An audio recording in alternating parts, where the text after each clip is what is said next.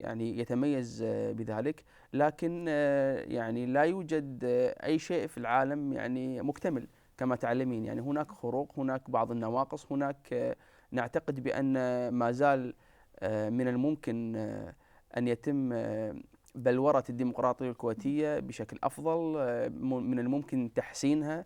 هناك محاولات من هنا وهناك الالتفاف على الديمقراطية، وبالتالي القوى التي تؤمن بالدستور لن تسمح بذلك أن يمر.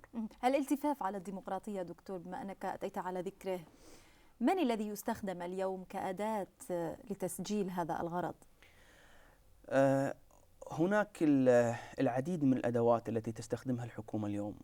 الحكومة اليوم تستخدم بعض النواب الذين يقفون في صفها، والذين للأسف الشديد إما أنها شرت ولاءاتهم أو بأنها يعني أغدقت عليهم مما تغدق به الحكومات على يعني من يوالون لها. يعني هذا شيء، يعني ربما هذا من أهم الأدوات. ولذلك نجد أن العديد من النواب اليوم إما أنهم يقفون في صف الحكومة سواء كانت على صواب أو على خطأ، أو أنهم يلتزمون الصمت حينما تقع الحكومة بأخطاء كبيرة كما وقعت لكن في المقابل هناك نواب معارضة انتخبهم الشعب الكويتي من مختلف الدوائر، وحملهم مسؤولية أن يبقوا على الوعود التي قدموها في حملاتهم الانتخابية. هؤلاء النواب ألم يبقوا ذلك الرقم الصعب في داخل البرلمان؟ ولذلك الكويت تعيش اليوم حراك سياسي بسبب وجود هؤلاء النواب. لكن أنت سألتيني عن أدوات الحكومة، هؤلاء النواب ليسوا من أدوات الحكومة. هؤلاء النواب هم من تخشاهم الحكومة إذا أرادت أن تدبر أي شيء للالتفاف على القانون أو على الدستور. أيضا من أدوات الحكومة وسائل الإعلام. اليوم الحكومة وبشكل غير مسبوق استطاعت السيطرة على معظم وسائل الإعلام الكويتية. يعني لا يكاد اليوم يوجد وسيلة إعلامية حرة ومستقلة في الكويت. إذا كانت دكتور أحمد، إذا كانت الحكومة اليوم تمتلك الغالبية في مجلس الأمة، ومثلما ذكرت تمتلك كل وسائل الإعلام تقريبا الغالبية، وغيرها من تلك الأدوات التي ذكرتها، لماذا إذا تنتهج هذه الأساليب، هذا الأسلوب الأخير في حادثة ندوة أصلبخات؟ يعني هذا أمر يعني لماذا تحاول أن تقمع هذا الصوت المعارض في الوقت الذي هي متأكدة من أنها تمتلك كل هذه الأدوات وكل هذه الوسائل؟ هذا هو التساؤل الذي يثيره العقلاء في الكويت. طالما أن الحكومة تملك الأغلبية في البرلمان وكانت قادرة على رفع الحصانة عن النائب فيصل المسلم، لماذا لم تقم بذلك من خلال البرلمان؟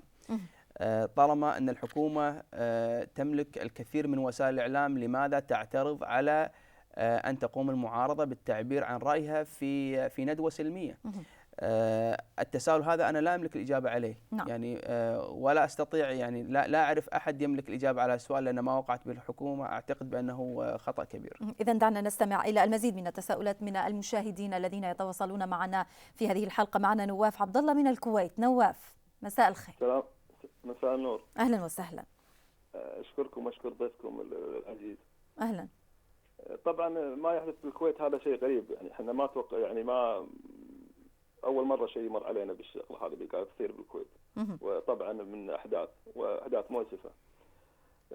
بالنسبة أنا بتكلم بس عن منع الجزيرة من استضافة بعض الشخصيات الكويتية. نعم. وفي طبعا هناك هجوم الآن من قبل بعض القنوات الخاصة، بأن حتى أصبحوا يشككون في المواطنين اللي يتصلون على القناة.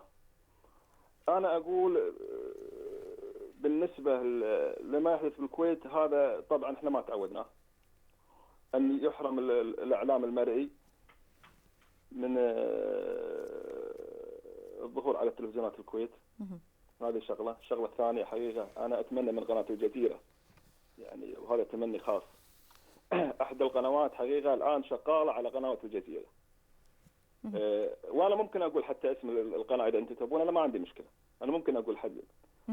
لم أفهم كلامك بالتحديد نواف، يعني هل هناك شيء محدد تريد أن تقوله لضيفنا في موضوع؟ لا، ضيفكم على العين وعلى الراس، بالعكس ضيفكم أنا ما عندي تعقيب عليه، أنا عندي تعقيب بس على القناة. يعني هناك فيها بعض الأشخاص حقيقة كانوا يطلعون على قناة الجزيرة وصاحبه احدى القنوات حقيقه كانت تطلع على قناه الجزيره، الان تعيب على من يطلع على قناه الجزيره، بحيث ان حتى احد المذيعين قال ان الحكومه الكويتيه طلبت ارقام تليفونات المواطنين الكويتيين يتصلون على قناه الجزيره.